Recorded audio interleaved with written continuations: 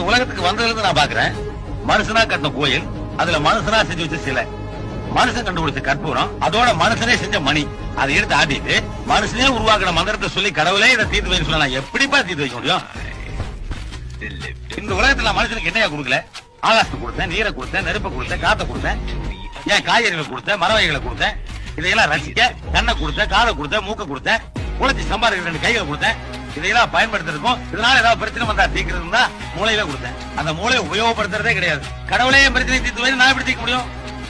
இப்போ 24 மணி நேரம் என்னையே நினைச்சிருக்க ஒரு பக்தன் நெல்லை கொண்டு போய் பாறையில் போட்டானா, அடடா இவன் நம்ம பக்தனாச்சே அப்படி நான் நெல்லை வளர்க்கிறேன்னா, உன்ன மாதிரி கடவுள் இல்ல இல்லன்னு சொல்லிட்டு ஒரு நாத்திகன் நெல்லை கொண்டு போய் வயல்ல போட்டானா, இவன் எப்ப பார்த்தாலும் நம்ம திட்டு இருக்கானே அப்படின்னு அந்த நெல்லை விளைவிக்காம தடுக்கிறனா? இல்லையே, அங்க விளைவிக்கிறதும் இல்ல, இங்க தடுக்கிறதும் இல்ல. இவர் கடவுள் மனுஷனுக்கு பிரச்சனை உண்டாக்குறதும் இல்ல, மனுஷனால் உண்டான பிரச்சனையை கடவுள் வந்து தீர்க்கிறதும் இல்ல.